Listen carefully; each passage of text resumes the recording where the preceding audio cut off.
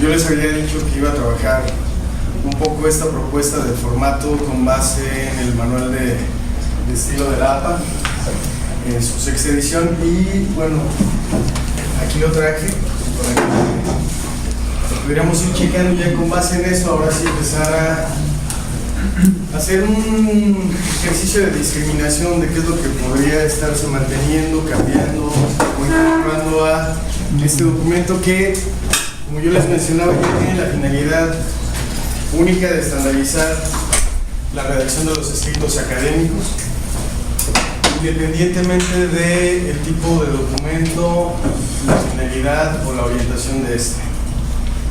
Y bueno, les comento algunas notas tomadas del propio manual que tiene sentido recuperarlas para ir entendiendo algunas cosas. Son las siguientes, ¿no? El manual de publicaciones presenta requerimientos de estilo explícitos, pero reconoce que las alternativas a veces son necesarias. Los autores deben equilibrar las reglas del manual de publicaciones con el buen juicio. El manual ofrece soluciones a todos los problemas estilísticos y en este sentido es un documento de transición, ya que sus requerimientos de estilo se basan en la literatura científica existente y no se imponen a ella, es decir, no está constituyéndose en un manual de estilo que imponga la directriz a las publicaciones científicas, sino al revés. Es un manual que se está generando a partir de la revisión de las publicaciones científicas en las ciencias sociales, particularmente en la psicología y lo que denomina como las ciencias conductuales. El manual de estilo APA describe los requerimientos para la preparación y presentación de un manuscrito en vías de publicación. Cada capítulo del manual proporciona información específica y aborda diferentes elementos de la preparación del manuscrito, desde el concepto inicial hasta su publicación. Aunque cada capítulo es autónomo, quien no cuente con experiencia previa en el proceso de publicación puede beneficiarse leyendo el libro de principio a fin para obtener una visión general más amplia. Los artículos de revistas científicas son generalmente reportes de estudios empíricos, reseñas de literatura, artículos teóricos o estudios de caso. Se trata de primicias o publicaciones originales. Los miembros de la comunidad científica generalmente están de acuerdo con que estos artículos tienen las siguientes características. A. Representan una investigación inédita, es decir, que se divulgan por primera vez. Y hay un apartado en el propio manual que se encarga de discutir el asunto de las publicaciones duplicadas. B. Deben ser revisados por colegas antes de que una publicación periódica los rechace o los acepte. Y C. Pueden archivarse a fin de poderse recuperar en futuras ocasiones. En suma, el manual de publicación de la APA se constituye en todo esto. Son una serie de reglas de estilo que rigen la redacción científica en las ciencias sociales y las ciencias de la conducta. Establece estándares para la diseminación del conocimiento científico de forma clara, precisa y uniforme. Su uso se ha extendido a otras disciplinas. 3. La sexta edición incorpora una serie de aspectos que otras ediciones no habían estado contemplando, como son estándares éticos y legales para la publicación de obras científicas, estructura y contenido de los manuscritos, normas de redacción para la expresión clara, concisa y sin riesgos, reglas de puntuación, uso de mayúsculas, abreviaturas, situaciones y otras, formatos de tablas y gráficas y formato de citas y referencias. Cuando me pedían que les apoyara, me decían que les apoyara en esta parte, pero yo les decía, bueno, pues si vamos a checar el manual de estilo del APA, pues vale la pena que se revise todo esto, porque de otra forma no hay mucho sentido.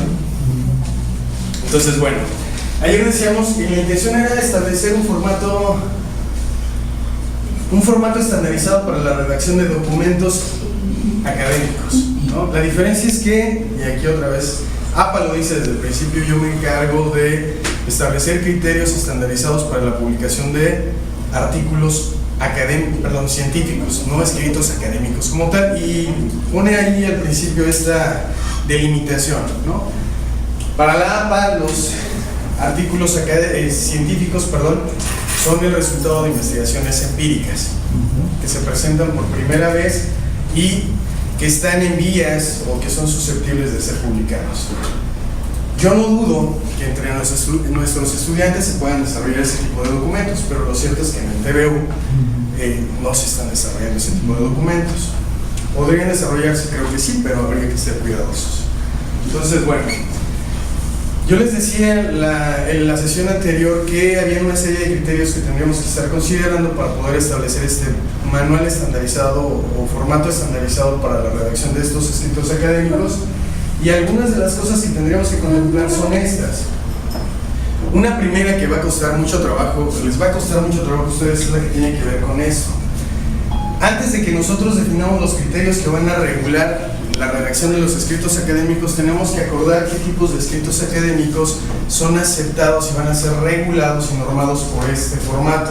APA lo hace, y al principio, en lo que les estaba yo leyendo, APA decía, son artículos científicos aquellos que son estas cosas. Y enumera 6. APA dice, son artículos científicos, estudios empíricos, reseñas de literatura, artículos teóricos, artículos metodológicos, estudio de caso y otras publicaciones. Y las otras publicaciones son muy específicas. Las otras publicaciones para APA que pueden ser susceptibles de ser publicados en revistas científicas especializadas son informes, comentarios y réplicas, aunque señala que son poco usuales. Son informes, comentarios y réplicas sobre artículos previamente publicados, o reseñas de libros, obituarios, cartas al editor y monografías. Y dice, estos son los tipos de documentos que yo me estoy encargando de someter a un criterio estándar. La sugerencia, ¿cuál es? Bueno, que ustedes desde la academia estén definiendo cuáles serán los tipos de artículos o de documentos académicos que estarán sometiendo a este formato estandarizado. Independientemente, nuevamente, de cuál sea el tipo de documento académico que ustedes establezcan, estas reglas tendrán que estar operando con todos. Y por eso yo les decía, eso va a ser más fácil, una, que comuniquen los estudiantes los conocimientos adquiridos, las competencias desarrolladas, y va a ser más fácil que ustedes los puedan evaluar sin mayor problema. Y la otra es, puede dar chance de que en lo posterior podamos lograr esta intención de construir un documento único que pueda permitirnos evaluar, por ejemplo, semestres completos o otras cosas, ¿no? Entonces, bueno, esto es lo primero. APA no se complica la vida y dice, bueno, no nada más digo cuáles son estos documentos científicos, sino además, para no dejarle la puerta abierta a nadie y que me empiecen a decir por qué, pues les doy las especificaciones y las justificaciones. Dice, bueno, hay que considerar esto, los artículos científicos son generalmente reportes de estudios empíricos, ¿no? Estos artículos son resultado de investigaciones que se llevan a cabo en distintas áreas del campo de conocimiento, sobre todo en las ciencias sociales, porque es un formato que se desarrolla en ese ámbito. Todos los miembros de la comunidad científica los revisan antes de que una revista especializada y una publicación periódica los pueda echar para atrás o los acepte. Y 3, todos estamos de acuerdo en que pueden constituir un archivo para futuras consultas. Dice, los estudios empíricos, que es uno de los tipos de documentos que la APA considera, son esto. Son informes de investigaciones originales que incluyen análisis secundarios que ponen a prueba hipótesis presentando nuevos análisis de datos que no se consideraron o abordaron en informes anteriores. Los estudios empíricos constan de distintas secciones que reflejan las etapas del proceso de investigación.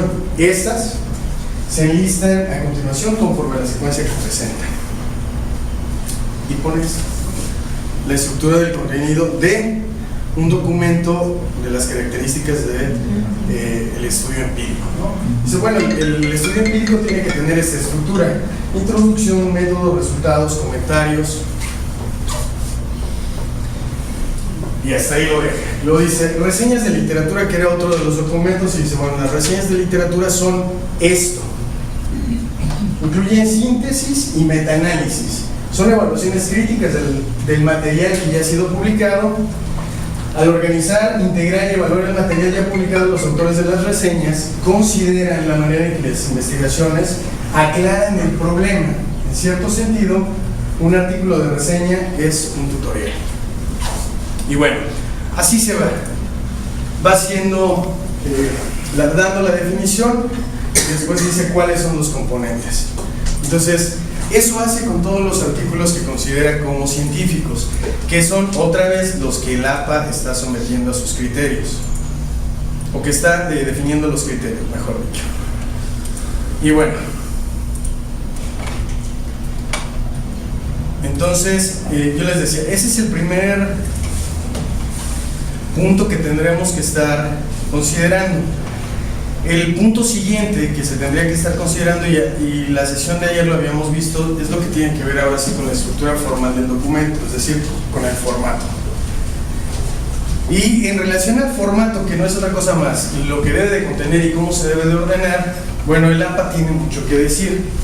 La sesión de ayer les presentaba una matriz que habíamos trabajado en la mañana, que habíamos ido elaborando desde el día lunes.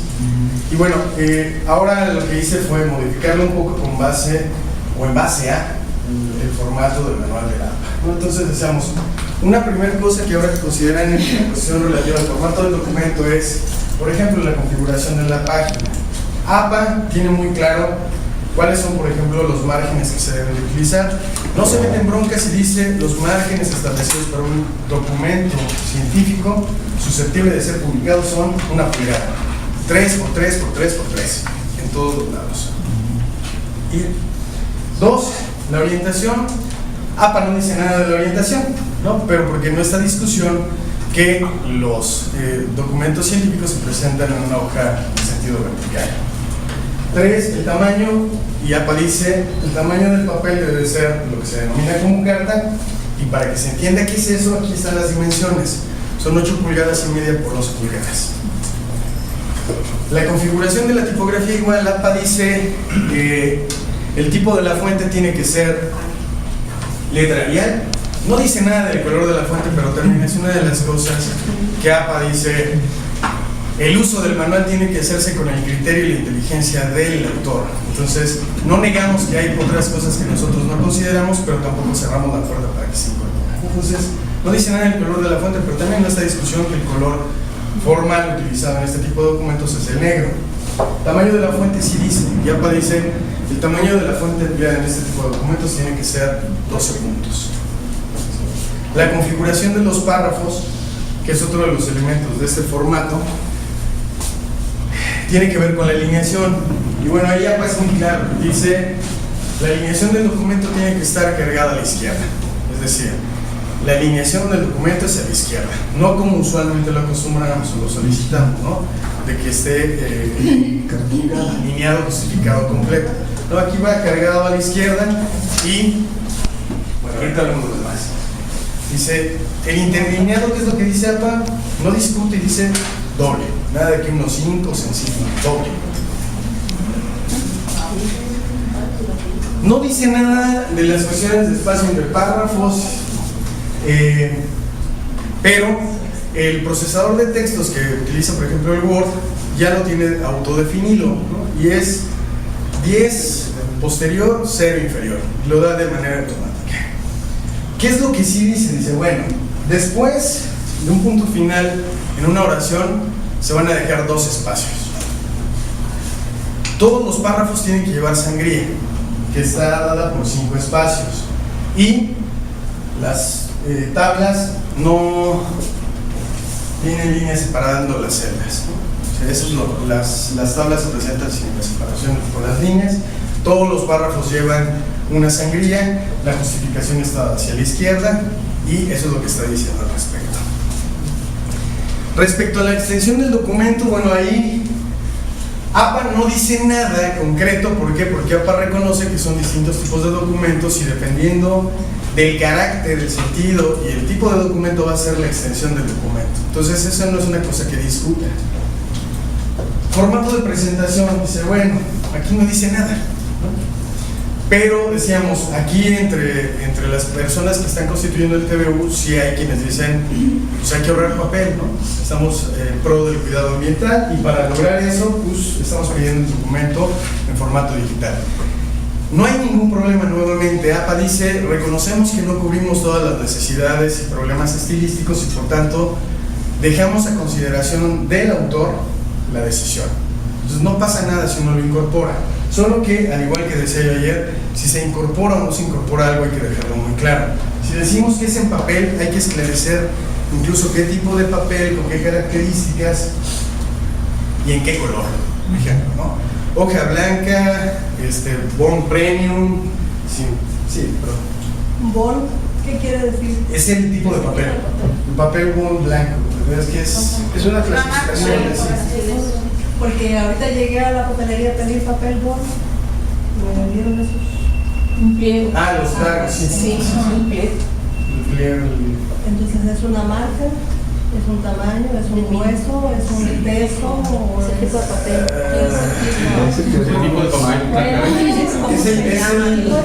Es el tipo de papel. Porque, por ejemplo, tiene que ver con pesos, tiene que ver con la claridad, la densidad. Me acuerdo que hace mucho el mismo papel, tamaño carta, tamaño oficio, tamaño legal, tamaño pliego, lo veíamos otra vez y decía bond. Sí, así es. Era la marca, bond. Sí, Sí. Ahorita revisé la papelería y no hay nada bond. Sí.